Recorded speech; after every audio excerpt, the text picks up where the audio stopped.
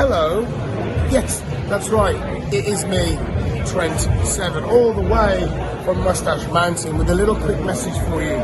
I think it's probable you should go onto the internet, go onto YouTube, and subscribe to Count It Out with Mike and Tyler. Bullet Club for life.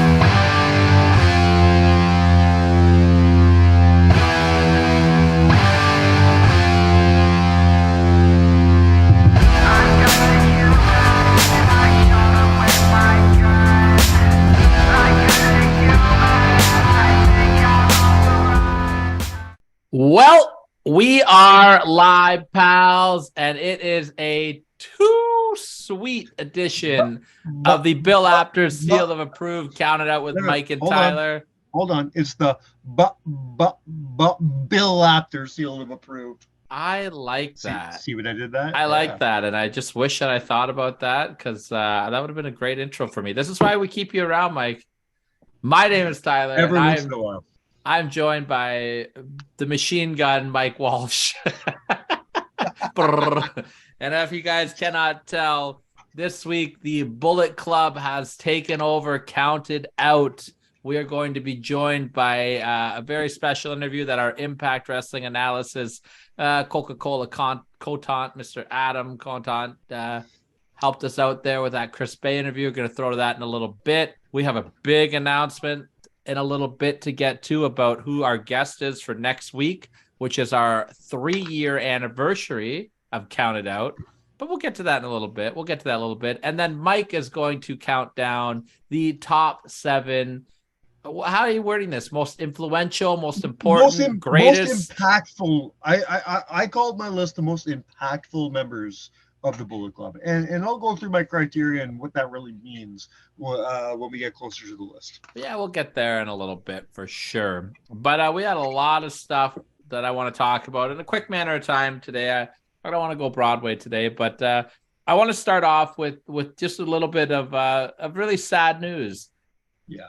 One of the friend of the show, the legendary Mr. Paul the Butcher Vachon, he went on his Facebook recently, and I'd just like to read what he wrote here. It's very sad and heartbreaking. To all my family, friends, fans, foes, I want to tell everyone that my voice has given out. My memory is slowly leaving me, and I am now in the hospital having a tumor on my skull removed. The one thing I can do is read. I would love to read any good stories, good or bad, that you may have. I will enjoy reading them as it does bring back my memory. Thanks for the memories. And that is, of course, Paul the Butcher Vachon. Just heartbreaking news there. Yes. Paul is one of my favorite guests that we've had on the show. That was like, and that's all credit to you, Mike. And I'm heartbroken you couldn't have done the interview with us. You set that I whole worked thing hard. up. I worked hard to get that for us, and then I couldn't be on it. But you know what? I do anything for this show, right? And if that means not being there, but we get Paul Vachon on the show, and then that's what I do, and that's what happened. We had one of the most legendary, most influential, most important Canadian wrestlers of all time on this show, and one of the biggest families in wrestling. Damn right, you're damn right. Wrestling. You can talk about your Harts, you can talk about your Guerreros, you can talk about you got to talk about the Vachons. You have 100%. to. Every fucking time you have to talk about the Vachons, and we did talk about Vachons that day. Paul gave some great stories. Paul took you to task, which I fucking love him for. He did. We do want to thank everybody in Paul's team, his social media team, everything that helped set that up for us. That was his wife. Well, no, that's not who I was dealing with. Oh, I thought you talked about his wife. I was dealing with the man who runs his Facebook. I can't think of his name off the top of my head. I'll credit him next week. Very nice man. And then his wife, of course, dealt with you on the phone. But man, it breaks my heart. These things happen, man. You get older, your body and your mind start to break down. I'm so happy that he had the opportunity to put that out into social media. There's not a whole lot of times that I sit there and I'm like, thank God for social media. 90% of the time I'm like, fuck social media. other than it getting this show out into the universe, I think social media has done a lot of bad in the world. But every once in a while, I do say, I'm glad social media is here. And this is one of those times because he was able to use social media for what I think it was created for in the first place. And that was to get his message out saying, hey, I don't know what's going on with me. My memory is going, but if you can help me, tell me stories. I love that. He used social media in the best way humanly possible. We love Paul Vachon. We love the Vachon family. We hope nothing but the best things for Paul in his future. Absolutely. I couldn't have said it better myself, man. And I know that's kind of starting the show on a bit of a somber note. So we're going to try to we can fix that. We're going to try to turn the tables a little bit here. And I think maybe how about we do a little announcement of who we have joining us next week? What do you think? I don't want to turn the tables. Well, I think I don't think that we can do it justice on just saying what it is. So why don't we go ahead and let's throw to this little video package. What do you think? Let's do it. Yeah, we coming now. Come on. Yeah, that's right. We put it down. It's like a family in here, just a little disabled. Putting it down, we lay them out on the table. Yeah. Who's in the house? The brothers in the house. Gotta turn it on out, let you know what we about. Kinda like Cain and Abel, a bit unstable. Don't be breaking the brain, break the whole damn table. How we shut it down. Hey, this is Hall of Famer Devon Dudley here, 24-time World Tag Team Champions, and I've done it all. But you're watching, you're going to watch, and you will watch Count It Out with Mike and Taylor. You damn right. And if you don't do that, your ass is going through a table.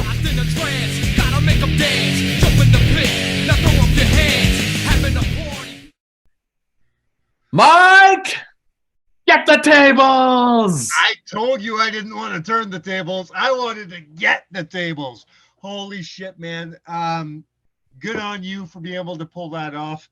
I unfortunately had to miss Destiny Wrestling this week. You went for the whole show. You didn't plan on going to the whole show. You had family shit to do, but you ended up going with the family. With the family. You brought the in-laws. Yeah. And turned them in the fans, which is fantastic. Yeah, I got to tell you, and I'm going to give a shout out. I don't know if he'll be listening or not. Maybe he's a fan of Count It Out now. He probably shouldn't be because he's probably too young for it. But my girlfriend's nephew, I won't say his name just because I don't know if I'll get heat for that or not. But he knows who he is. He's a great guy. And my father-in-law, they came to Destiny Wrestling, and I just had a blast. They had a hoot, and I looked over and watched I'm going to call him my nephew because that's what he is, right? I looked over at my nephew, and just a smile on his face made my whole night. And my father-in-law started heckling people. It was hilarious. He kept telling the referee he sucked because he kept losing control in the tag match. So I really had. No, it wasn't Brad. It wasn't Brad. But Brad Myers does not lose control of anything. But Brad Myers got murdered in the ring once. He loses control, and he still finished the match. I'm so happy for you, man, that you got to do that. It's one of my dreams. I can't wait for the day I finally get to bring Fenny to a Barry wrestling show. Yeah. And I think that's where I'm going to start him. I'm going to start him with Barry. Nothing against Destiny.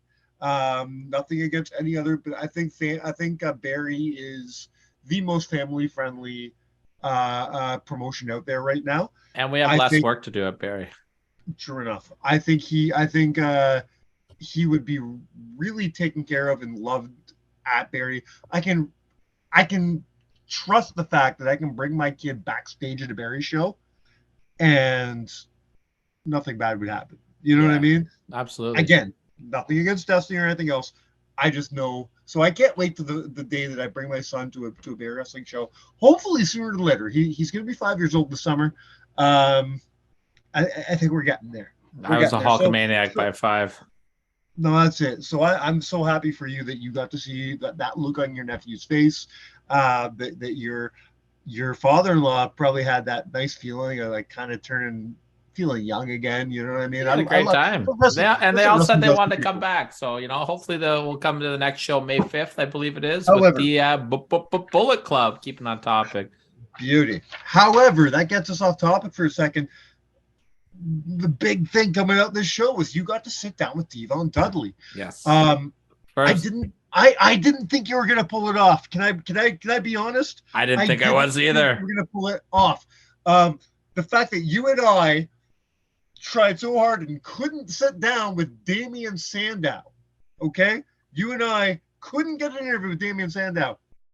How the fuck are you gonna get an interview with a 24-time tag team champion? Well, I'll tell you why. It's because Sandow was working the show and he was busy, right? We didn't get the chance to even say hello to Mr. Sandow because he was just a busy man. Yeah.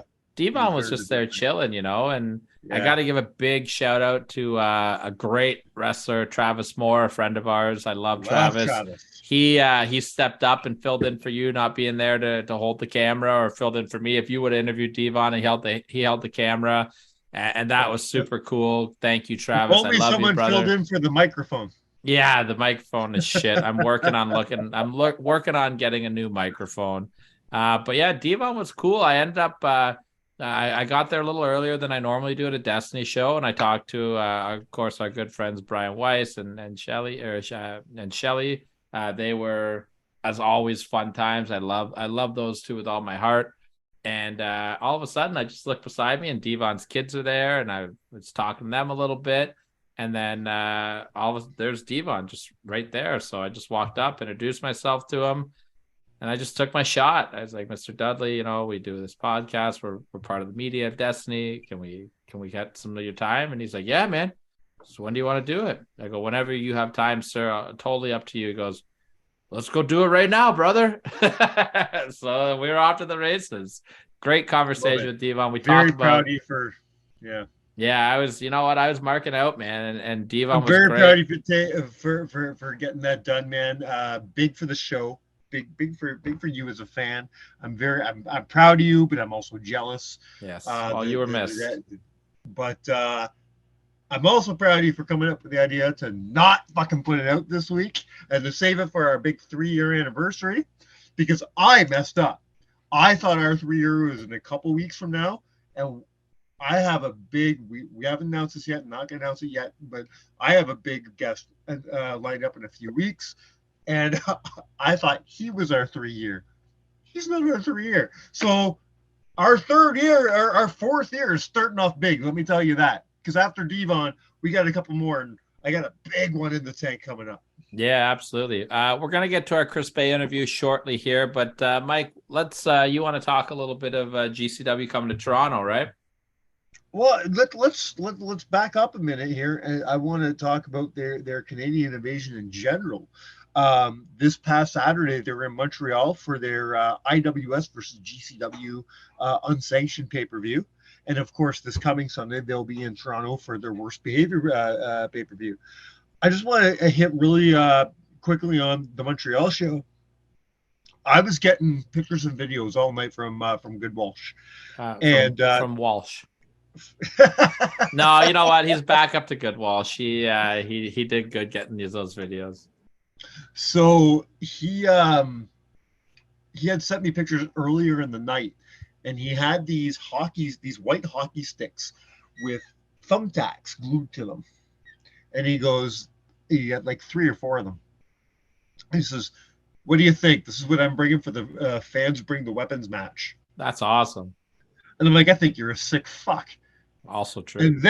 And then as they're getting ready for the fans bringing their weapons match on television, you can see them. They're collecting all the weapons, because I guess what they did, they must have confiscated them when the people came in. You know what I mean? Rightfully so. Yeah, that's probably smart. Which would make sense. And then they kept them in the back and then brought them back out and handed them back out, which makes sense. Yeah, I like that. So they have this like trash can or something filled with fucking light tubes and shit like that. And what do I see? 4 white hockey sticks with the fucking thumbtacks. I'm like, well, Andrew's getting his shit done, man. That's amazing. Did they use it in the match?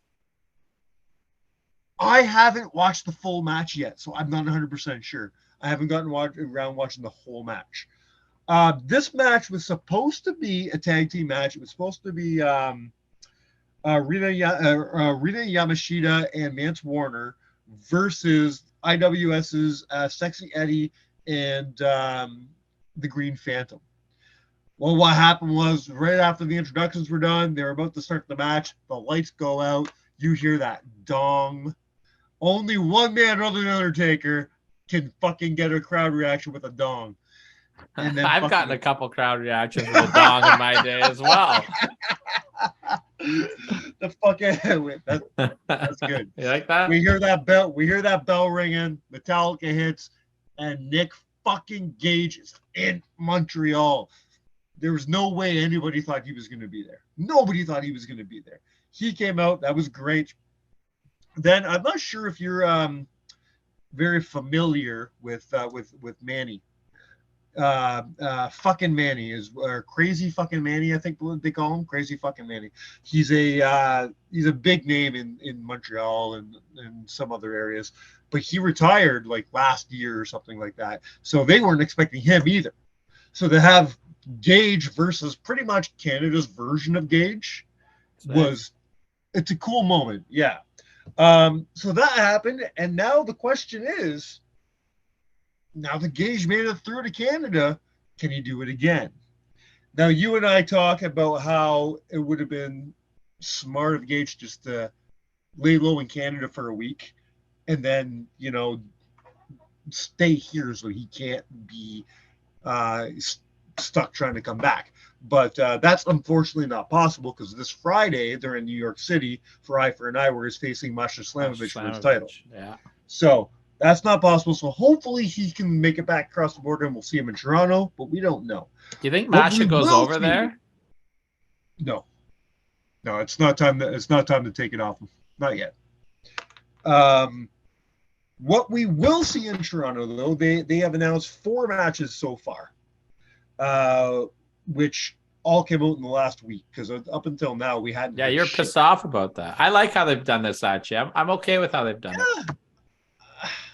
I just wanted to know. That's all.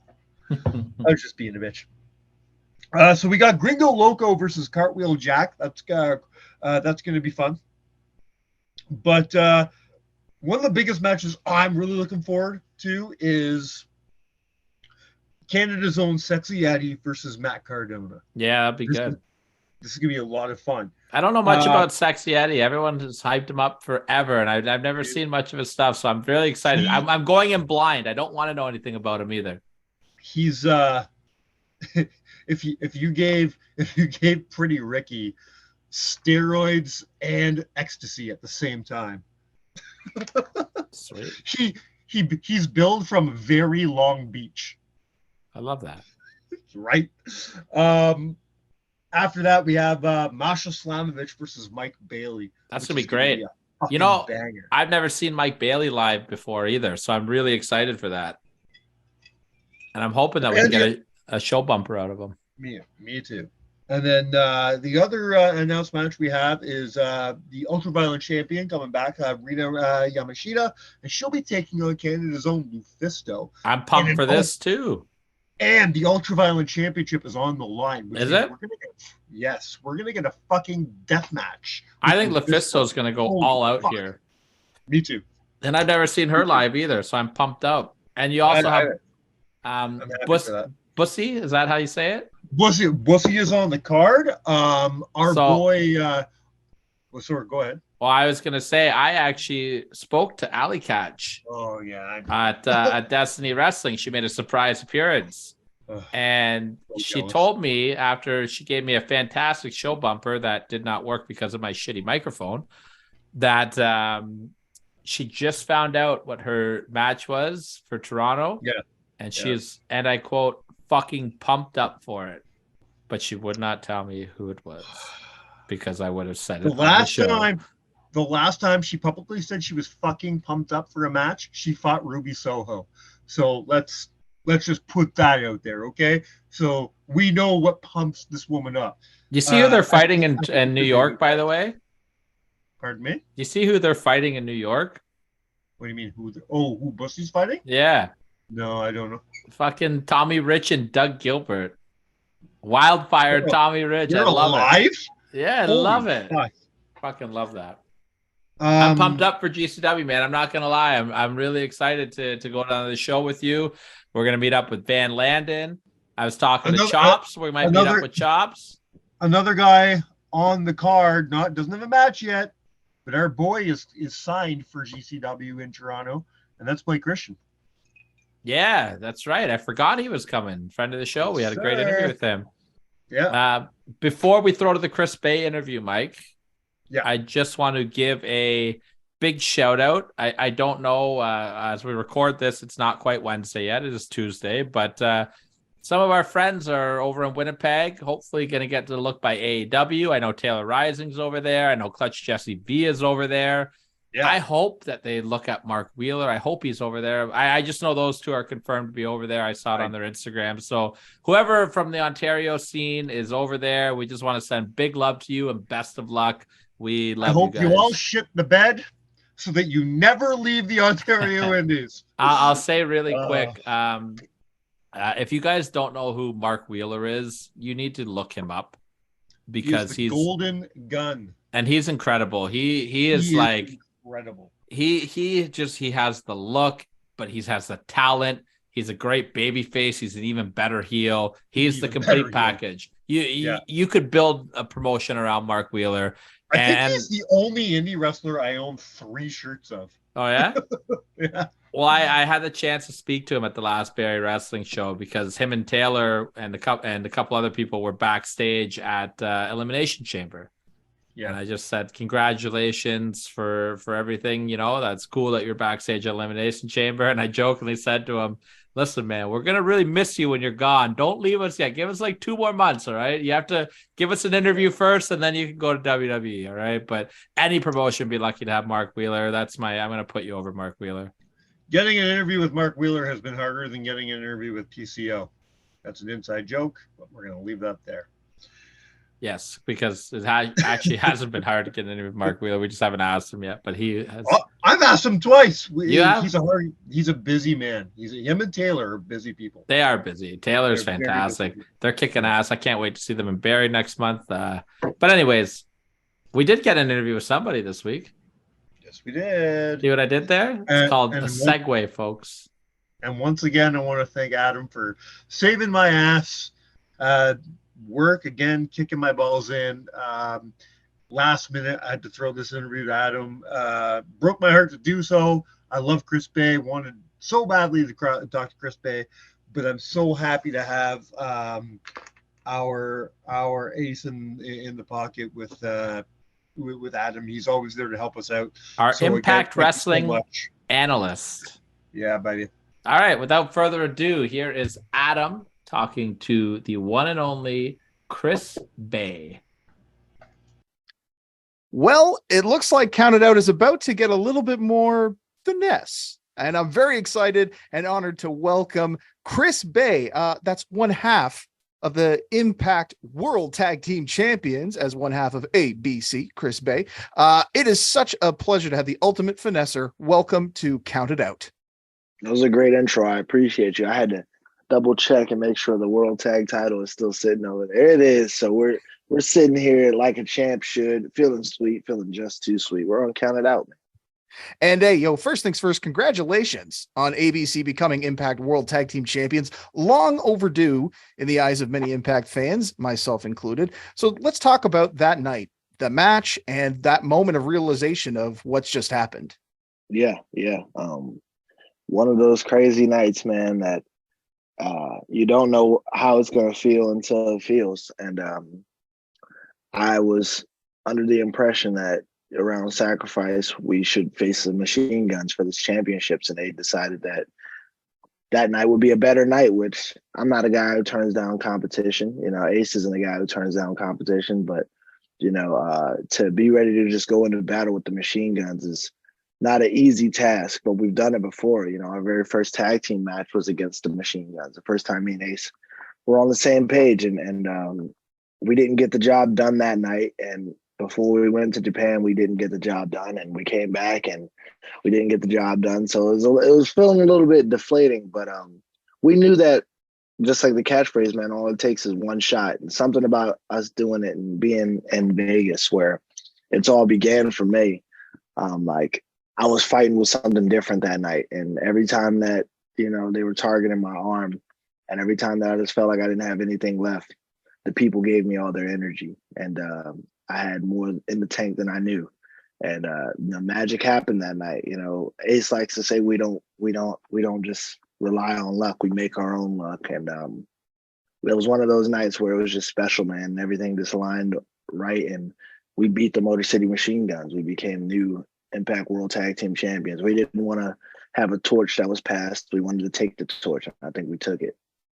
And you took the words right out of my mouth. That was exactly what I was going to ask about, was a torch passing moment. But you're right. It wasn't passed. You guys just grabbed it. Certainly a moment that was, to paraphrase, too sweet for sure. A big pressure moment for you in a career that has been pretty much defined by big pressure moments. You scratch and you claw to get signed by Impact, and then boom, pandemic happens. So pressure is on. Make a good impression while you're adapting to the fact that there's no fans in the audience. How did the pandemic change your approach to the sport, and what ways do you feel maybe it made you a better performer? The details, honestly. When but when there's no fans in attendance, you feel like your details have to be that much sharper, and you have to be that much cleaner, because there's nothing to divert the eye. You're the only thing that's existing. Sometimes we watch wrestling and we're like, oh, look at that funny fan in the front row, and it takes our eyes off of what's going on in the ring, even if just for a millisecond. You don't have that in those scenarios. It's only you. It's very intimate. And it was the hardest thing that I ever had to do as a performer. And I don't wish to ever have to do it again, but it just taught me, that a lot of us were more capable of what we don't know, capable of doing something we didn't know we could. And through that trying time when everybody in the world was going through so much, we were still able to provide a form of entertainment and take people's minds off of, something that could have been real negative or whatever the case may be. So I'm glad that we were able to do our part as performers. I just wish it didn't have to go down in that circumstance, but it is what it is, man. We live to tell the story, but I think it definitely made me more cognizant of my details. Well, let me first say thank you so much, because Impact Wrestling was something that helped me get through the pandemic quite a bit. And I'm so excited that I'm finally get a chance to watch you in person when you guys are coming to my neck of the woods, the Great White North, coming up for Sacrifice, which is going to be happening March 24th, 25th weekend. I got my tickets. I'm so excited. So if you guys want to go and be a part of that as well, hit up impactwrestling.com, get your tickets now. There's still a few left, but there aren't going to be many come the weekend of, so don't wait to the last minute. Now, very quickly after you get signed, you face and defeat Willie Mack at a marquee pay-per-view for Impact Wrestling Slammiversary for the X Division Championship, one of Impact's marquee events for a title that you've gone on record as saying that's a bucket list goal for you. So again, no pressure, right? No, not at all for you. Now, when you achieve something so big at such a young age, so early in your career, do you have to stop for a minute and think, oh man, what am I going to do next? Or are you the kind of guy that's already thinking 2, 3, 10 goals down the line? I'm always thinking 10 to 20 goals down the line. Sometimes I'm a little too advanced, and it can backfire, because once you're young and successful and you achieve things and they come with relative speed, sometimes you get lost in the idea that it could all happen that quick. And then when things don't happen as quick, you can, psych yourself out. And that's kind of how the last 3 years have been for me. Like I won the X Division Championship, like you said, I came in and kind of won it very quickly. And then it took me almost 3 years to get back to a championship in Impact. This is almost 3 years later, the results of me and Ace becoming the Impact World Tag Team Champions. Ace is a 3-time X Division champion. He's held championships this whole time. I've sat in the back and I've watched him and I've challenged him for belts. And I'm sometimes comparison is the thief of joy. So I look and I go, damn, he's young and succeeding this fast. Why am I not succeeding like that anymore? What happened to my thing? But I'm doing my own thing. I'm in Bullet Club. I'm creating this. I'm creating that. So like, sometimes it takes a little longer and it can psych you out when you get it so quickly. But the key is to always remain humble and always remain hungry. Because if you're not hungry for anything, you're not going to be working towards anything. You're not going to be ready to appreciate it when it came in. And that's what made my emotions so much more raw when we beat the Machine Guns. Also, is that I've really been hungry for this opportunity for years, and I feel like I've been deprived of it, but it came when it was supposed to come. It's you against you out there in Yeah. the end of it. I mean, it's easy to compare everybody in your industry around you, but the truth of the matter is, the one person you're competing against is the guy staring you back in the mirror. 100%. Yeah, 100%. Now, Rich Swann wins the Impact World Championship at Bound for Glory 2020, and you immediately knock on his door for a shot. Yeah. And Yeah. it's your first ever shot at the world title. And from what I've been able to find in my research, the first time ever that two African Americans headlined a major Impact Wrestling event. Now, I could be wrong about that, but even still, talk about pressure. Aside from wanting to take home the gold, what else were you out to prove that night at Final Resolution, which, by the way, is an incredible match. You guys should all go download Impact Plus. It's worth going out of your way to watch it. I was wanting to prove two things, more than anything else in the world. I had goals of becoming the youngest world champion, and those goals didn't exactly pan out. But two things that I needed to prove more than anything. One was that I could hang in this main event slot. I could perform and execute to the best of my abilities, which would be good enough. I didn't want to be as good as this person or as good as that one. Keep up with that. Rich is his own level of performer, so like you have to go in there and be the best level of you if you're going to go in there and mix it up with someone like Rich. You can't try to be like him. You got to be the best you. So I wanted to prove that I could hang in that spot. And then two, I wanted to prove that, two guys who aren't deemed as these heavyweights, two guys who are relatively normal sized guys, but passion the size that you've never seen before, could go out there and represent in this position, because there was a lot of people who didn't want to see that, not because of our race, but sometimes just because of our sheer size. People, those aren't heavyweights. That isn't this.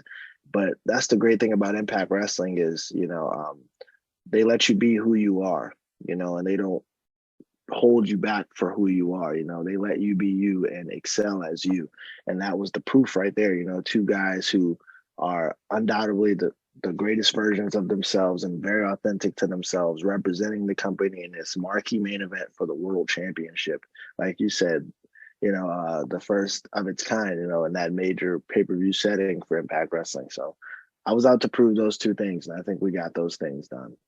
Yeah, I mean, I would definitely agree with that, considering that year you were named the one to watch in Impact's year-end awards. And clearly Jay White was watching, because in 2021, you became a member of Bullet Club. Now, what kind of pressure did you feel putting on those colors, knowing that history and influence that group has that pressure remained every time you go out, or have you adjusted to it? I've more so adjusted and embraced it more than just adjusted. I think I've embraced it, because at first it just didn't seem real, and at first you have to find a good balance in not changing too much of yourself in order to, cater directly to their fans, or however you may perceive it, because some people would see it as an opportunity of, okay, I'm donning the black and white now. Like, I have to go this direction. I have to do this. I have to do that. And for me, it was like, okay, how can I stay true to Chris Bay and Chris Bay's roots and what a Chris Bay fan subscribes to see, but also give them this flavor of Bullet Club and mix these things rather than just extract my entire self and put it over here in this category. Because I like to wear colors. I'm a very flashy guy. So as soon as the thought of black and white comes in, I'm like, as much as I love a black and white set of gear, I need a little bit of color too. So like, how can I find a balance in that? It's been a great challenge, but I think I've embraced what it is, and they've embraced the idea of me being me inside of it. That's what Bullet Club's about, just bringing out the best version of that person and that top level of that person, the coolest version of that person. I think we're doing that with the Finesse Club brand. That shirts you can get on Shop Impact, you can get them on Shop New Japan. You can get them best at the sellers, show, by the way, in case y'all don't know. And you can get them at these shows in Windsor. You can get those. You can get the ABC shirts, They're all there. They're for sale. Top seller. They won't be there for long. So get like 30 of them for you and all your family members or He's all your not wrong. friends. He's not But wrong, yo. it's a lot of pressure. I'm a pressure player. No, clearly. And I mean, that's kind of been the ongoing theme throughout your Impact career based on, everything that we've seen from you. But you make a good point though, Bullet Club came to Chris Bay. Chris Bay didn't come to Bullet Club asking for a spot, right? So, I mean, clearly you can't get rid of what makes Chris Bay because that's what people want. And that's what Bullet Club wanted. And all it's done is taken you to the next level. And along with that has been Ace Austin. He jumped on for the ride, joined Bullet Club very quickly. The two of you formed what would consider a dream team. How did you find out that Ace was coming on board? And was the thought to partner with him immediate, or did you need some convincing? I didn't need any convincing, but they asked me. We had a Bullet Club powwow, so to say, and they asked me what I thought about Ace Austin joining the club, and I thought he'd be a great addition. I'm not one of those people who think about people stealing spots or anything like that, because I just don't think anybody can take what I have, because it's for me. It's mine, and I don't see myself taking what someone else has. So like I thought it'd be a great addition, and with him coming over and then watching the landscape of our tag division at the time, I knew that it was probably only going to be a matter of time before me and him join forces to team up against some people. And I didn't know what exactly it would end up blossoming into, but I knew that that scenario was only a matter of time with us existing in the same space, and being on the same team now, which I knew from the moment that I knew that was a possibility. I knew that it was going to be something that people would enjoy regardless. Well, you're not wrong about that. The chemistry and success between you two is pretty instantaneous. And this newly formed, unproven team absolutely slays in the World Junior Tag League. You didn't end up winning the tournament, but you were the team that everyone was talking about at the end of it. What did it mean to represent both Bullet Club and Impact Wrestling in that kind of global showcase? It was an honor, and I don't find myself being able to dive into the moments too often, because I'm too busy like being locked in. But that was one of those moments where I decided to really take it in. We did the finals right before or right after Carl Anderson had his match, and I remember him coming through the curtain and just like giving me one quick fire up, before I went out there. And I hadn't seen him in a while because he had just left recently, but like having his energy right there for a second, and then when me and Ace hit that curtain, I remember there's a great photo of me sitting on the top rope just like looking out into the sea of people. But I stood on the top rope for like 2 minutes, because like I really just was taking it in for the first time, and I was just looking up at all the people. And I remember like going over to Ace in the corner and being like, yo, look up real quick, like look out there, like you see all that, like look where we're at right now. This is cool, like having to really take it in, because we're at the finals and we're gonna have this great match, and this is where it all really counted, even though everything counts. This is the one right here. And I found myself really being like, man, we're here, we got Impact on our back, we got New Japan trusting in us with this. We're representing the Bullet Club in this marquee semi-main event match on this huge card. Like, this is us, bro. We're here, man, and this is just the beginning. No doubt, no doubt. And the pressure cooker that is your Impact Wrestling career continues as you look to conquer a new country, which is my home and native land of Canada. We've talked about you, Bullet Club, and Impact all heading over to the Great White North for the next couple of months, starting Friday, March 24th with Sacrifice live from Windsor, and the Fallout the following night on March 25th. Then April 16th, it's Rebellion at the Rebel Complex in Toronto, with the Fallout happening on April 17th. And then it's Under Siege weekend in London, Ontario, May 26th and 27th. Tickets for all those events are on sale now at impactwrestling.com. Now, as of this recording, your opponents for those events are unknown to us, the public at large, but I imagine that you'll be defending your Impact World Tag Team Championship in some capacity. Are there any teams on the scene in Impact that you'd like to see challenge you and Ace for the gold? Yeah, man, honestly, there's none that I wouldn't want to face. We have great talent through and through. So whether it's going to be someone from the design, whether they're going to be representing the design, whether it's going to be former tag team champions and machine guns in themselves getting a rematch, or it could even be the good hands, like some young guys like that who are hungry for opportunities. Anybody who wants an opportunity against Ace and I for the belts, I'm sure we'd be very happy to teach them a lesson, not only in the art of finesse, but in the alphabet. Well, you've got 3 teams to switch over from letters to numbers. You've got 3 teams gunning for your gold on Thursday, March 30th at Multiverse United. Only the strong survive, happening exclusively on Fight, as you sold the place out, as you do. That night, you got Aussie Open, you got TMDK, and the former champs, the Motor City Machine Guns, all nipping at your heels, which brings me to a little game we're going to play to wrap it up, which is called Impact ABCs. Here's how it works. I'm going to give you 3 names, and you're going to tell me which tier they go in: A tier, B tier, or C tier. So let's go ahead and just talk about your opponents at Multiverse United. Where do each of them rank? Aussie Open, TMDK, and the Motor City Machine Guns. What tier are they in? Man, do they all get to exist in the same tier? Hey man, you're the one with the power here. You're in Bullet Club. You can control however you want to do it, man. I'll start with the machine guns. They are A tier for sure. Absolutely. I will not negate the fact that I watched their style coming up. I will not negate the fact that they beat Ace and I multiple times before we finally beat them for the championships. But I also beat them with Jay White before. So I didn't only beat them one time. So I also know that. I know a couple ways around the finesse. Then we'll go into Aussie Open, because we've gotten in the ring with Aussie Open before. They've beaten me before, but Ace and I have also beaten them before. So I know both sides of that coin as well. And then TMDK. And I'm going to give them B tier. You know why I'm going to give them B tier? Because 1, I ain't never faced them. And 2, I don't know if you saw that episode of Impact when Shane Haste walking backstage, congratulating us, and says him and his boy, maybe they'll see us soon. That guy's weird. I don't like weird. I don't like weird.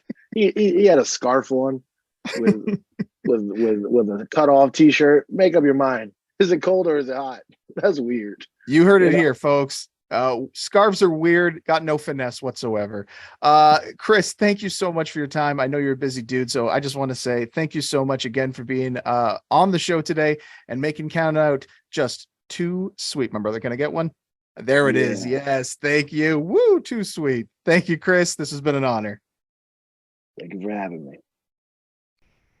All I gotta say on that one, Adam, I'm throwing it up. You get the big too sweet on that. Baby. And you know what? I think it's really fitting that we're doing the Bullet Club episode today as well, because it is coming up to the 10-year anniversary, like you said also. But we just did something there. It's called the Too Sweet. As you can see, if you're watching, I'm holding it up right now. And if not, I'll just say it again, Too Sweet.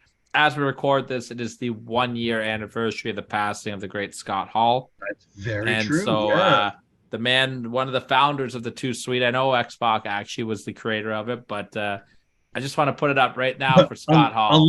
Unless you ask Wade Boggs.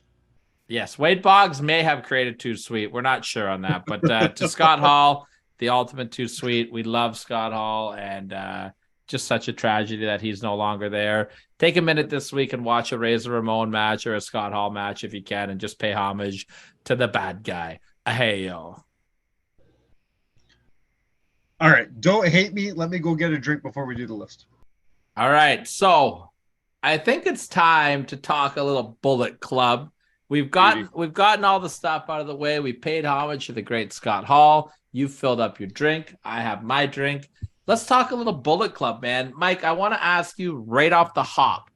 Yeah. Is the Bullet Club one of the most influential and important wrestling factions in the history of the business? If I'm not mistaken, we had a whole show about this like 2 years ago. 3. It's our first show ever. And yes, 100% yes. They owe a lot of what they've done and who they are to the NWO, but they have also taken that and expanded it. What I love about the Bullet Club is they did something that it's kind of faltered from that. We're going to talk about this in the list. But I like how it started. It was, a bunch of foreigners in Japan saying, you know what, fuck the Japanese crowd. We're a bunch of gajings, and we're here to fuck shit up. I love that. I love the original concept of the Bullet Club. Has it gotten a little convoluted and a little expanded over the last 10 years? Sure, but you know what? It took a lot longer to do so than the NWO did. The NWO fucking got convoluted within a year. So I think after 10 fucking, first of all, name me a stable that has stayed relevant for 10 years. Other than the Four Horsemen, I can't think of one. Exactly. I put and the Horsemen took a lot of breaks. Exactly. I put Bullet Club right now, and I don't remember what we said 3 years ago. I put them at my number one. I changed. Yeah, I put them at my number one. I don't think that holds up today anymore. I'm the opposite. I don't think they were my number one, and I think they're getting up there for me. They're top three for sure. They're 1,000% top three, especially if we're talking influence. I think you got to go Horseman, NWO, Bullet Club. I think would all fight for that top three spot. Yeah. See, and whether you like it or not, I think DX. DX needs to have a fight in that battle. You can suck it on that one, buddy. See what I did there? Yeah. Generation X, either incarnation, whether it's the original or it's with Xbox and the Outlaws, they have a right or the to third be version of it. They have a right to be in that fight. What, with Hornswoggle? Nah, not so much. But that's what we're going to talk about today. There's been a ton of members to this group, like a lot of members. We are going to break down the 7 people who I feel have impacted the stable the most, got people to want to watch this stable. You got to think too. Sorry to cut you off, but I just, before you get into the list, like the Bullet Club did something that nobody in wrestling could get done. They got their shirts put in retail stores. Yeah. Hot Topics, crazy. Yeah. Like that exploded and it really took off. Like you got to tip your cap to the influence that the Bullet Club had. Without the Bullet Club, you don't have AEW. Let's be real. And we are going to talk about that during the list. I promise you. That is a topic that will be brought up. A hot topic. I'm on fire tonight. Let's go. The other thing I love about the Bullet Club, and you can't say this about a lot of other groups, is they were a stable in New Japan, but they were fucking global. They've been everywhere. And not because they are number one. They are in the main event of fucking Impact every week right now. Yep. Okay. They were all over Ring of Honor. They were all over AEW. Yep. And directly or not, they have a little bit of taste of the WWE. They really do. Literally named a faction the OGs or the Balor Club or the Club. Or the Club. Yeah. And if you look at the official listing of the current members of the Bullet Club, Anderson and Gallows are still there. They have not been taken out. You know something that kind of pisses me off a little bit though? Is like the WWE caused this big fucking stink when the Young Bucks and all them were doing 2 Sweets. Yes. And then they go ahead and they're like, hey, here's the club. Fuck off, WWE. You can't have your cake and eat it too. It's so easy for them to make a phone call to Japan and say, hey, Gato, let us use the club. Let us use the Bullet Club. Bring the Bullet Club over here. Let's do some shit. Let's work together. Gato would have been all over that shit. I just hate the fact that they like sent cease and desist and then went ahead and used that anyways. Like, fuck off. Yes. But I do like that the Young Bucks turned that into a T-shirt also. I thought that's when I like that too. The fact that Gato eventually joined the Bullet Club is Gato the Japanese Eric Bischoff. I was just gonna say that. I'm so glad you did.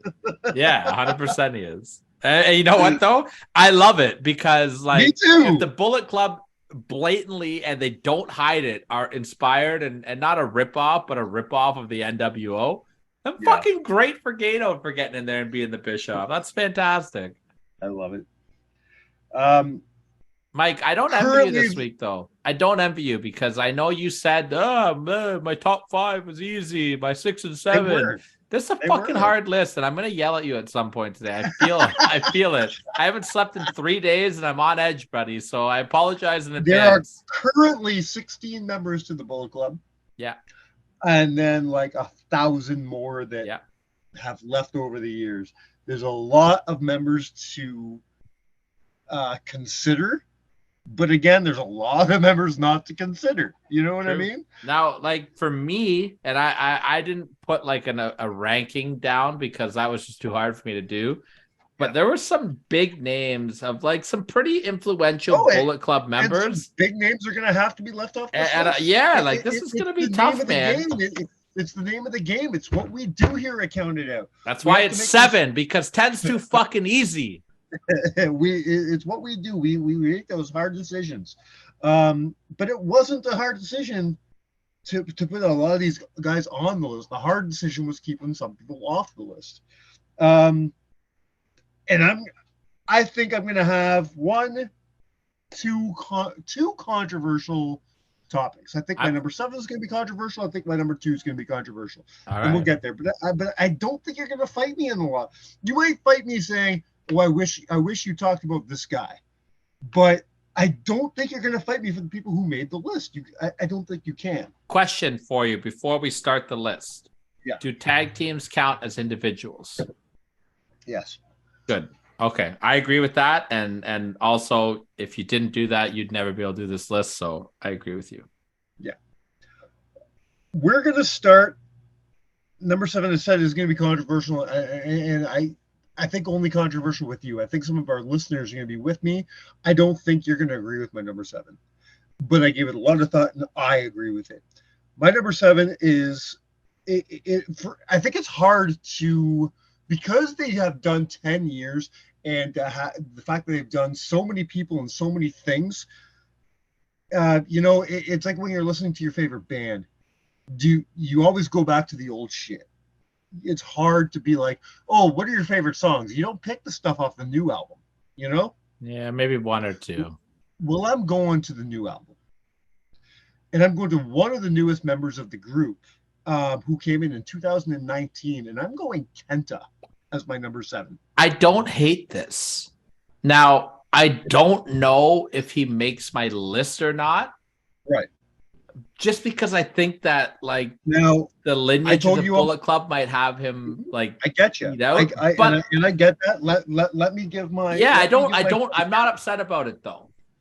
Let me give my fight. My fight is that so my criteria had a lot to do with draw power.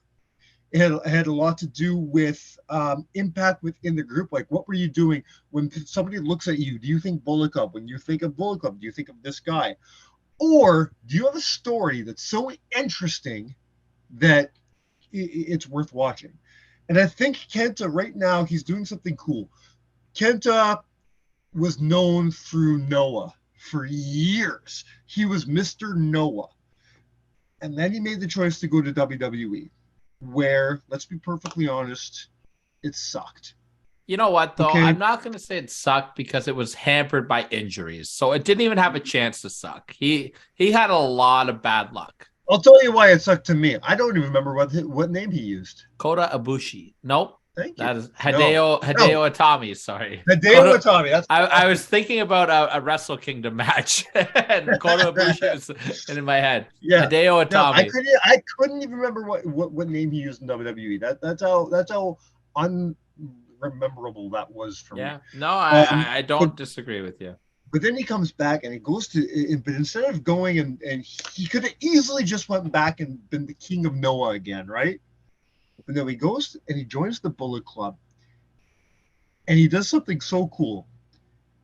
The Bullet Club is known for having you're foreigners. You're a bunch of foreigners fucking up Japan.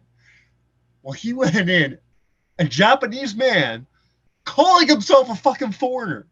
It was a great story. He's still doing it. He's calling himself a foreigner among the people. Did he not lay out his mentor? Was it Shibata or something like that? Did he not? Yes, Is that how he yeah. joined? And he was sitting on him, right? Yeah, That was yeah. a powerful angle. Great, powerful angle, great stuff. He so far, I'm loving the stories he's doing in Japan. He's now jumped over to the U.S. and he's doing stuff with Impact. Yeah, him and Josh Alexander are about to have a banger on Impact, which I can't wait to watch. We got some great matches with him versus the Time Machine. Can I put this out here? I know they just announced David Finlay as the new leader of the Bullet Club. It should have been Kenta. I think it should have been Kenta, personally. Yes, 100%. I'm not going to say David Finlay's not going to do a good job because it's too soon to tell. I like David Finlay, but it should have been Kenta. He just doesn't feel like a leader to me in the Bullet Club. But I mean, there's a reason they didn't give it to Evil. You know what I mean? Because Evil would have been the easy. Is he in the Bullet Club now too? Evil? I'm having a hard time keeping up. Evil was the co-leader. Evil was Jay White's second-hand man. You know what I mean? So he would have been the easy choice to take over for Jay, but they gave it to David, which I think was a smarter decision. But it should have been Kenta. I really believe it should have been Kenta. Can I ask you a sidebar question, and if it's going to spoil your list at all, let's do it at the end. Okay. Who do you think the greatest leader in the Bullet Club is? So my number 6. Yeah, I'm not answering that question right now. Let's talk about that at the end, if we remember. Yeah. Yes. No, I'll remember, because we're going to talk about him. Like, you can't not talk about the greatest leader of the Bullet Club when you're talking about the most impactful people in the Bullet Club. I'm interested to hear who you think. We might talk about a few leaders of the Bullet Club. So when we I get would to hope him, so. I'll let you know. All right. My number 6 is a man who should have been a leader of the Bullet Club as well. You want to talk about Kenta should have been? This man should have been at one point. You can correct me if you think I'm wrong, but I think this guy has the longest tenure in the Bullet Club. Oh no, he's probably beat out. Is Bad Luck Fale still there? I think so. Okay, so Bad Luck Fale probably has that now. But my number 6 is Tama Tonga. I would have him in my 6 or 5 spot as well. Yes. I had to put him a bit over Kenta just because he's been there since day one. He should be a lot over Kenta. Like, Tama Tonga is an OG, man. He's an OG of the Bullet Club, bro. But we're talking about impact here and what kind of impact he had within everything. I love Tama Tonga. Tama Tonga is one of my favorite wrestlers. He is. But Tama's just been that, he's the Scott Hall. He's the guy who helped build it all, but never really got to the Hogan level, never got to the Nash level, never got to the Sting level. You know what I mean? Though? I always say to people that say that not everyone can get to that level, but those Scott Hall guys are just as important. And that's why Tama Tonga's on this list. Is he to me, Tama Tonga is like the Tully Blanchard of the Bullet Club. He's the second best member of all time? The third best member of all time. No, because you want to know who I honestly think though is my Arn Anderson, not because he's like the best member of the Bullet Club of all time, because he just fits the part. My Arn Anderson, the Bullet Club, is Bad Luck Fale. Okay, yeah, I'm down with that. The enforcer of the Bullet Club, man. I love Bad Luck. Me too. I love him. He's very well spoken man too. Yeah, do you follow him on Facebook? I don't. But I listened to a few of his interviews he's done. I've tried so hard to get him on this show for a while because he's so inspirational. He just says really cool things. I like him a lot. And it's crazy because I know he does that inspirational stuff and he's just such a bad motherfucker like in the ring. So like I like shit like that. Now I gave a lot of thought to making my number 6 the Gorillas of Destiny. But I think Tama's done a lot more than his tag team has. Does that make sense? I agree with that 100%. And then your whole list is going to be tag teams. Exactly. Moving on to my number 5. I don't know how you're going to feel about this. I think you're going to feel like he deserves to be on here. I don't know how you're going to feel about his spot. He wasn't around very long, but you want to talk about impact? This man had impact. This man did a lot for this. And he did as much for Bullet Club as Bullet Club did for him. We're going Cody Rhodes for my number 5. You know what? Cody didn't make my list.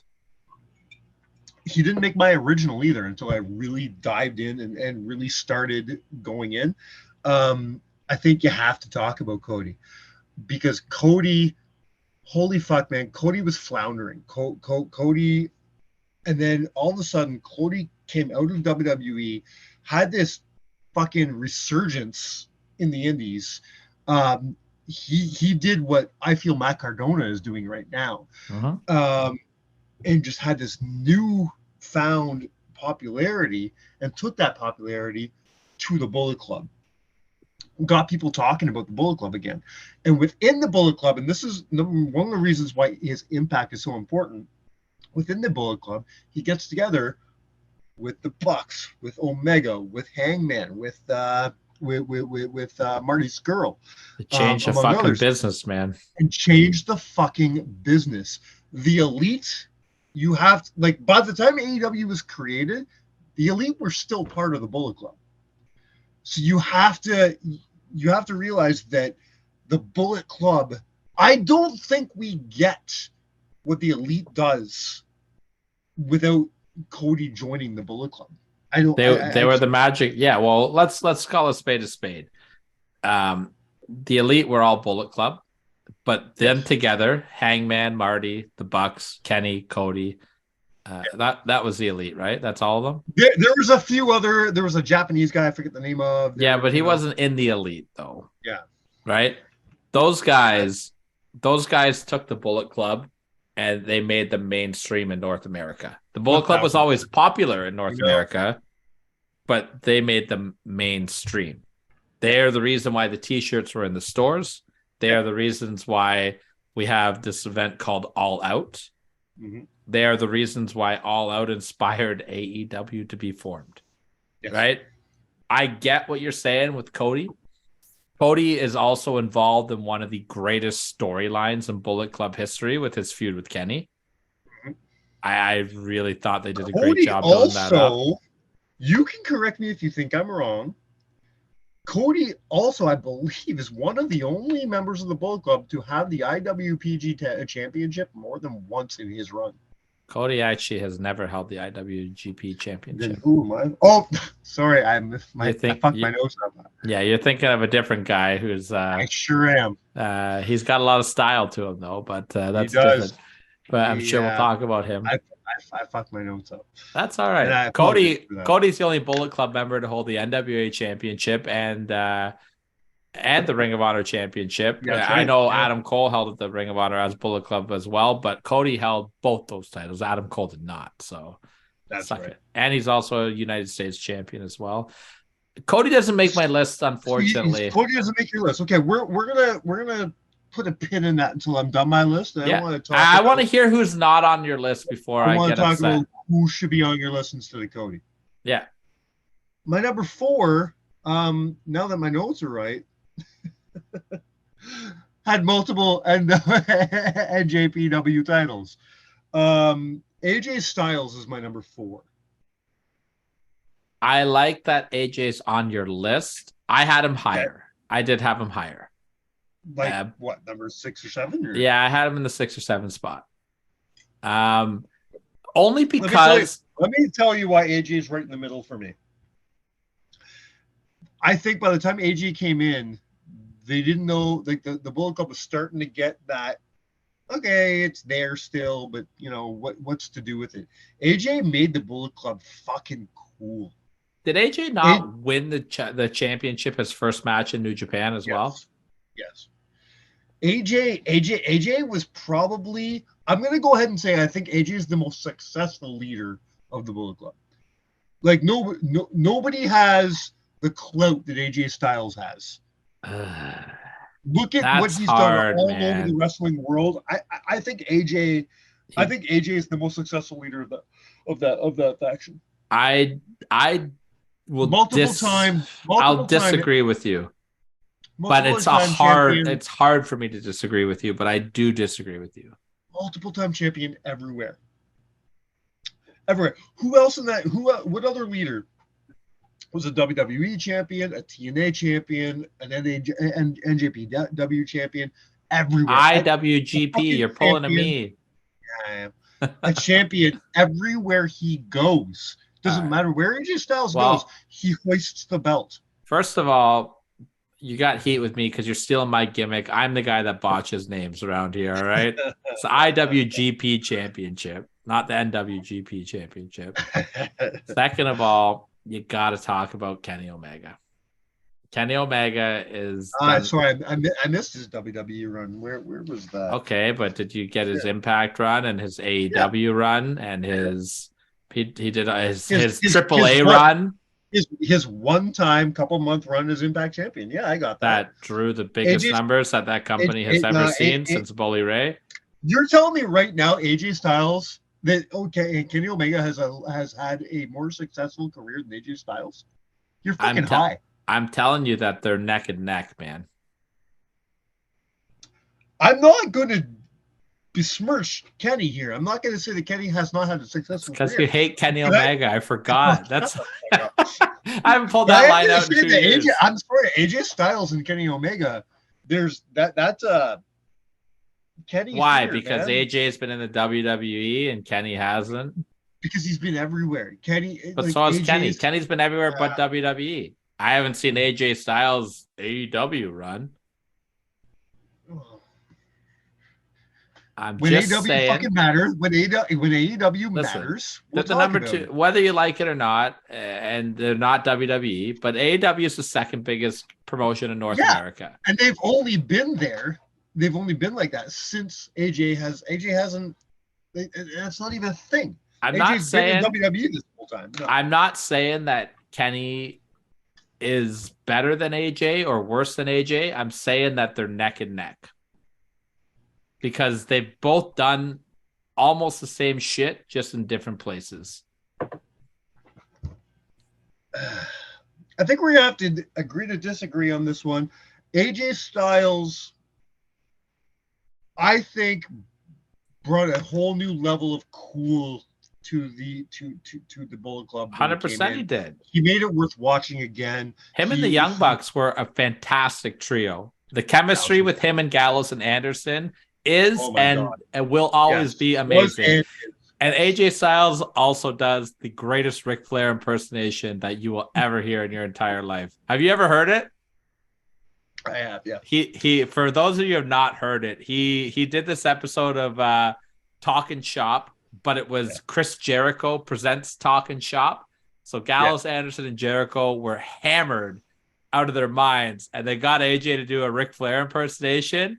And all of it, like he's doing like woo woo, and all of a sudden he's like, you ever wrestled Harley Race? And I just fucking popped so hard at that line. It's the greatest line ever. I love AJ Styles. I do, and I'm not taking. I love AJ Styles too, and that's why I put him at my number 4. I don't know if I will put him as my 4th greatest Bullet Club member of all time. But he's one of the greatest wrestlers. He's one of the greatest wrestlers of all time. Well, one of the greatest wrestlers to hold the it's been a while since I've had some drinks. Champion. But I'm just saying, I don't know if he's that impactful at number 4. I don't know if he beats Kenny, but he's right there. I'm not gonna. You flip a coin on that one for me. All right, my number 3 is a man I think. One of the men responsible for the whole fucking thing, be it his in-ring work or more importantly, his work on the microphone. I don't think the Bullet Club becomes what it is without this man. I'm going Machine Gun Carl Anderson for my number 3. Now, what do you think? What do you think of Carl? You got heat with me though, because you got to put Gallows in there with him. I don't. Okay, I gave a lot of thought to that. But I was more focused on Anderson's, like in the beginning when he was, Devitt was the star, was the in-ring guy. but Carl was the mouthpiece. Carl was the man. Carl's the real who Arn grabbed that Anderson. mic. You know what I mean? 100%. Carl was the guy who grabbed that fucking mic and got that shit over week after week, show after show. That was Carl Anderson's job. I focused more on Anderson's impact than I did the Good Brothers. I am not taking anything away from Doc, okay? I'm not. But I focus more on Carl Anderson here. I will say, if you really wanted me to scratch it out, write the Good Brothers, I do. I'll concede to that. I do, but I also will say this to you. If you told me Carl Anderson was your number one, I also wouldn't fight you on that because I think he's that important to Bullet Club. 100%. Like if you had to ask me who's more important, Doc or Carl, it's going to be fucking Anderson every day of the week. But when you think of Bullet Club, though, you think of the brothers, the Good Brothers, you think of the brothers. and when you think of somebody who made what you said about AJ Styles making the Bullet Club feel cool, Doc Gallows. Fucking Luke Gallows, that man is the epitome of making the Bullet Club cool again.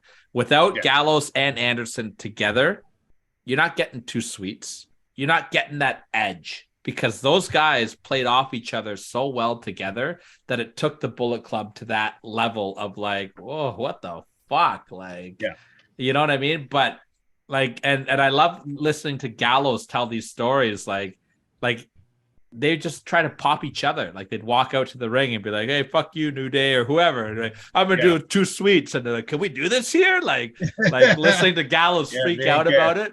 But they bring that old school vibes to it too. Guess what? They go to Japan and they get fucking hammered with the sponsors. Like, I'm putting Gallows with them. If you don't want to, that's cool. But I'm pairing them up. I'm not gonna fight you on it. I'm not gonna fight you on it. I really just wanted to focus on how important Carl Anderson was to the formation of the Bullet Club. I respect that. I do respect that. But Gallows has got to be mentioned. It fucking breaks my heart. My number two hurts because he was my number one for the longest time. It was never a guess to me who my number one was until I really started fucking doing the math and really doing the work, and he got pushed down to number two. But keeping it as it is, and he is my number two. You want to talk about the formation of the Bullet Club? We're going to talk about Prince Devitt right now.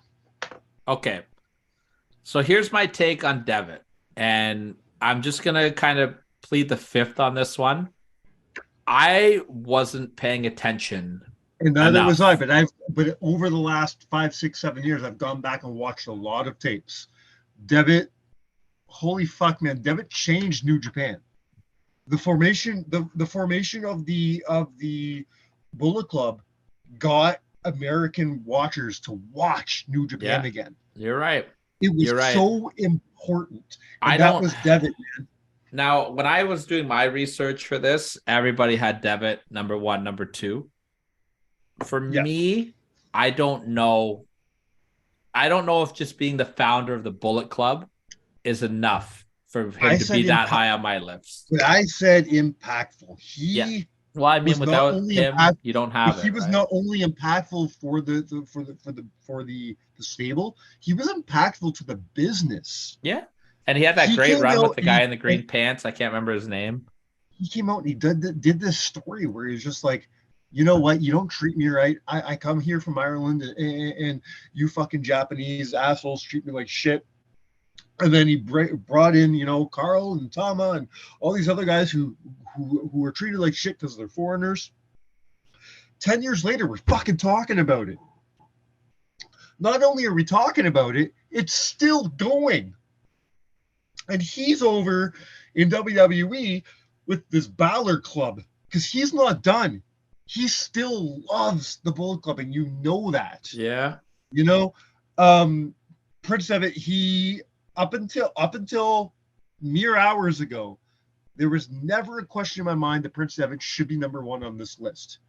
When I changed my mind about him being number one, it never dawned on me ever to not make him number two. Where do you put Prince Devitt on your list? Does he make your top 7? I Because if he mean, doesn't, I'm gonna have to call you on. Like, he's got to make your fucking list.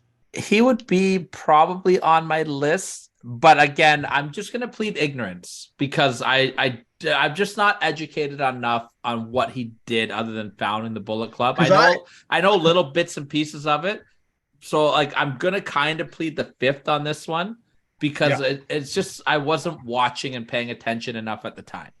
So I I'm have not a guy gonna fight you. that I have a feeling you're gonna fight me, saying he should have been on my list, and I have I a can't wait bunch to of fight you. people. I have a bunch of like Mike. I've got at least 3 people that I'm looking at, being like, oh, like Well, I where might are break these that. I people? might break that into a fraction because I cheated. My number one is a tie, Oh, and I Rob know is gonna kill you. I don't give a fuck. I You know can't we have don't a like ties here. tie. Yes, you can, and I'll How tell do you you. spin the tie? Because these people, their impact. This is, again, I can't stress this enough. This list is about the impact you had on the Bullet Club and on the wrestling world. The people, the two entities that I chose for my number one had the exact same impact as far as I'm concerned. Are you about There's to no, like blow my mind here in a minute? no, you're gonna be pissed. But I did what I did because I just know you're not gonna like it. But I did what I did. I'm sticking by it.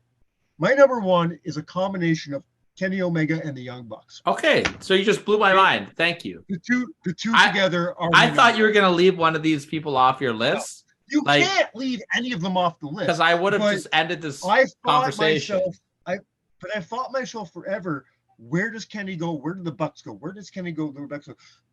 You can't put them one on top of the other. You can't. It's not fucking possible. Kenny Omega is as important to the Bullet Club as the Bucks are. The Bucks are as important to the Bullet Club as Kenny are. And together with Cody, you get the Elite. Hangman and Marty. And Hangman and Marty, I get it. But I'm sorry, we're not talking about Hangman today. We're not talking about Marty today. They didn't have the impact and the legacy that these guys have. Now, anybody who knows me knows that I'm not a fucking Bucks fan. All right? Or a Kenny fan. I like Kenny, but I do not like the Young Bucks. No, you do not. So you know that, but you also know that I give credit when credit is due. You did something that I did last week. Else, there's nobody else that has done more for this genre than this section of the business than the Young Bucks. The Young Bucks you're talking about the t-shirt sales. Who was behind that? Young Bucks? That was the Bucks, man. The Bucks were businessmen. You know who you got to really credit that to, though? Who's that? It's Colt Cabana. Yeah. Colt Cabana got all Pro Wrestling Tees. But yeah, Pro Wrestling Tees can thank Colt Cabana for their success. 100% they can. And so I'm actually going back. The Bullet Club. I'm actually going back and listening to a lot of like all of the Art of Wrestling podcasts in order. Great. And it's been really good. Like it's 10 years back now. So it's kind of cool to listen to some of this stuff. But every single thing Colt's doing. What are you doing? What are you pushing? You're not on Twitter? Why are you not on Twitter? Are you on Pro Wrestling Tees? What? Off air, I'm going to tell you all about it. Colt Cabana really is like the guy. But Colt would have been great in the Bullet Club, don't you think? No. Absolutely not. Absolutely not. Maybe his ex-best friend CM Punk would have been kind of cool in the Bullet Club, but not Colt. I have one name that I feel like you're going to be mad at me for leaving off. Is there more than one? Don't take a name yet. Is there more than one? I've got 2. Yeah? Yeah, I've got 2 names that I think all right. one So one I I'm torn on right now. I would have tell me right now why Adam Cole deserves to be on this list over fucking Prince Adam Devin. Cole did not make my list. Wow, I thought that was going to be the name you were mad at me for. No, in my mind. Okay, I would have bumped Kenta off your list for Bad Luck Fale. Yeah, I like the number 7, number 6, as you know, those are always the hardest spots, right? 7 sucks. Yeah. Bad Luck Fale was there for me. Bad Luck Fale was there. Tama Tonga was there. Even Jay White. Jay White is the other name. Jay White is the other name that I think should have made your list. multiple time IWGP Tomahawk, champion, by the way. Multiple time yeah. Bullet Club IWGP champion. 100%. I gave a lot of thought to these guys. I put Jay White over Kenta in a heartbeat. Okay. I think All he headlined Madison Square Garden. You know what I mean? Like he did a lot. I feel like he's an honorable mention for sure. He headlined Tokyo Dome multiple times. Here's how I think of Jay White, and I hope this doesn't piss anybody off. Jay White to Bullet Club is Shawn Michaels to WWE 1996. You're awesome, but nobody gives a fuck. I don't agree with that.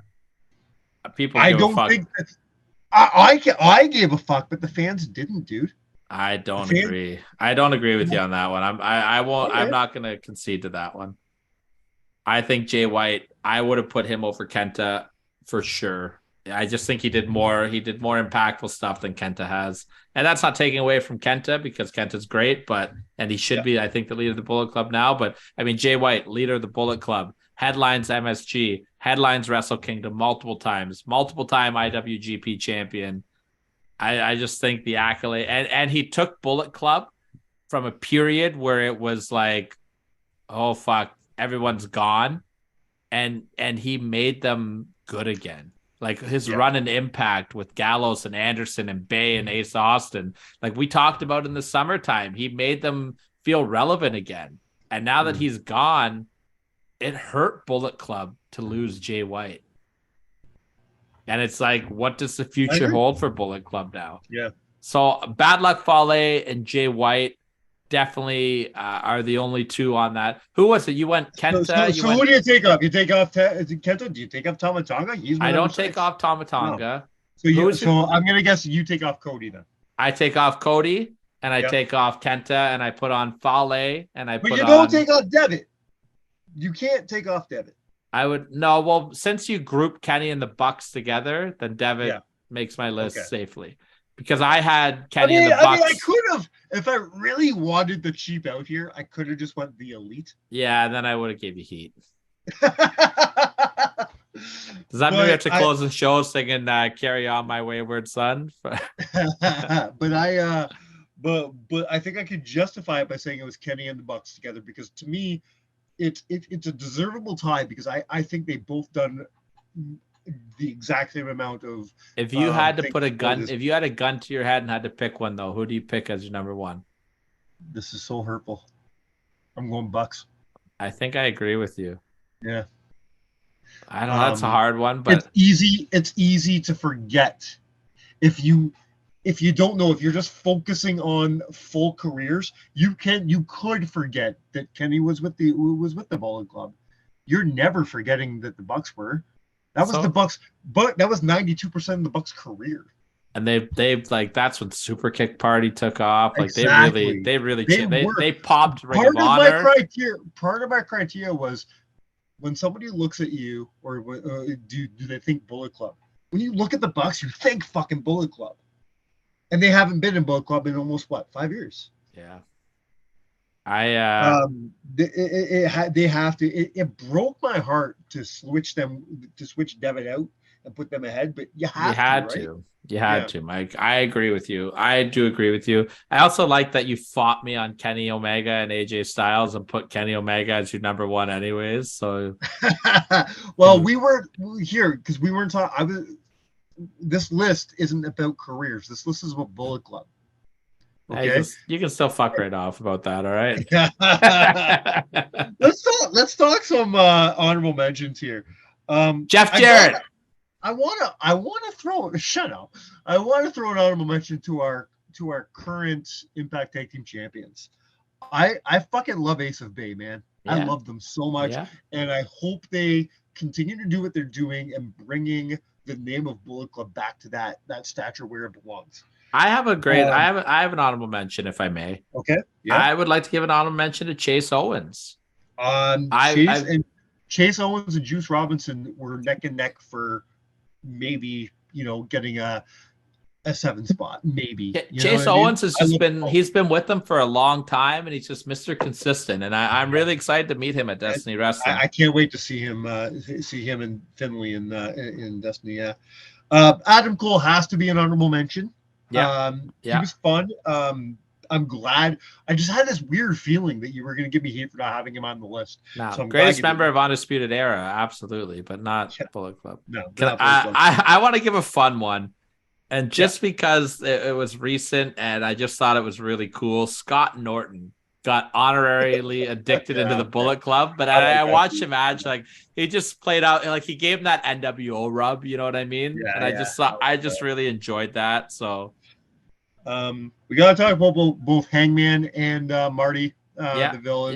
Yeah. You got to give up to those guys. Yeah, I got a fun one. Marty gave enough rubs, so we don't need. Oh, stop. Fucking stop. I know. I just wanted to get you fired up.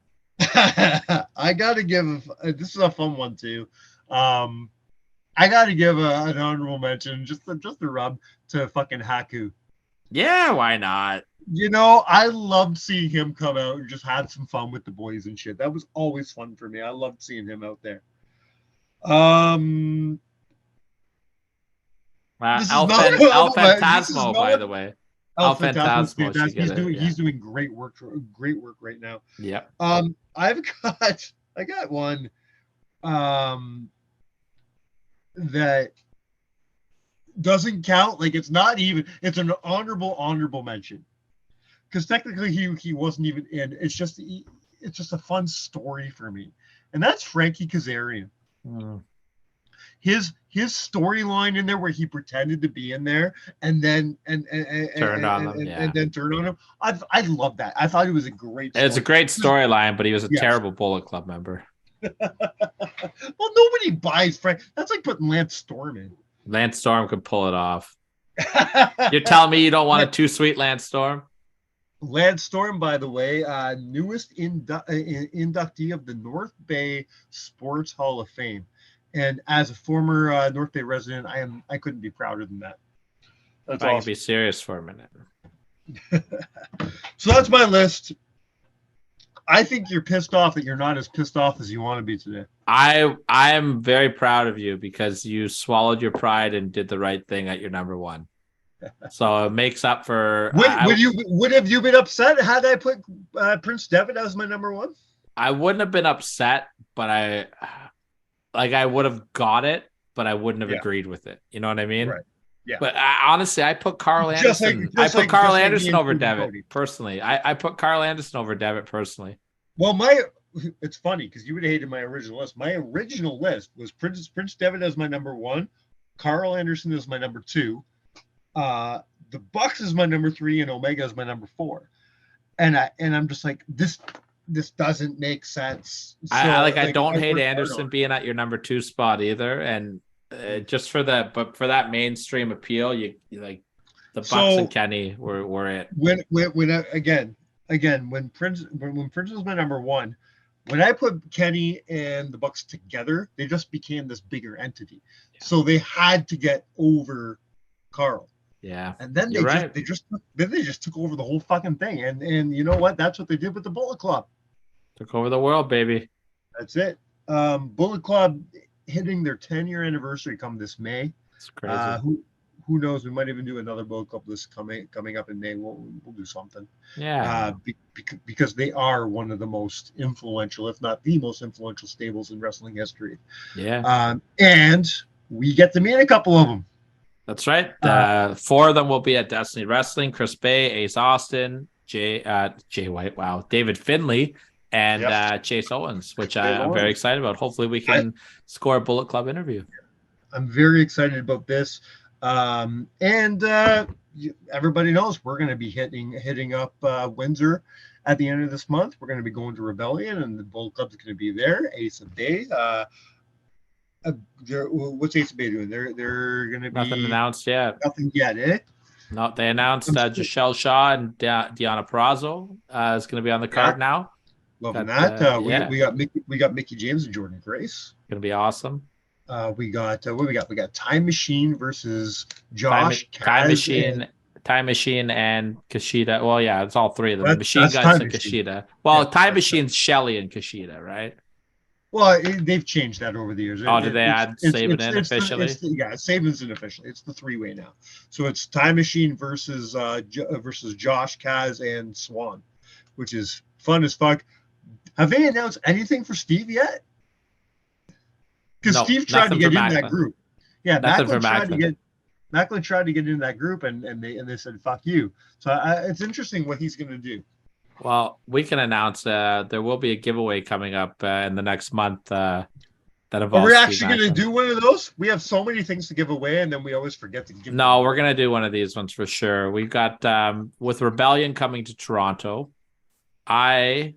Myself and Mike, but I'm just gonna say I because I put in some work here and we've printed out these beautiful pictures. They're I think I don't know what the size is. It's bigger than 8x10. It's bigger than 8x10. Bigger than 8x10? Yeah, it's the two sizes up. It's like 12 by something, I think. But I've got the Rebellion match graphic printed out of Josh Alexander and Steve Macklin, signed by both of them. We will be giving it away to one lucky listener. But pump up our YouTube and subscribe. Do it. All right. I drink a lot of whiskey during the show. I badly have to pee. Yes, So and let's wrap I'm this ready to fucker go to up. bed. Yeah. All right. Well, you're the guy that takes us home, so take us home. Let's do it. You know what? Instead of doing my behalf, just too sweet me. No, do your behalf because I have a big finish. On behalf of the Bullet Club, baby, it's too sweet. Oh, my brother, testify! That's next week. A big finish.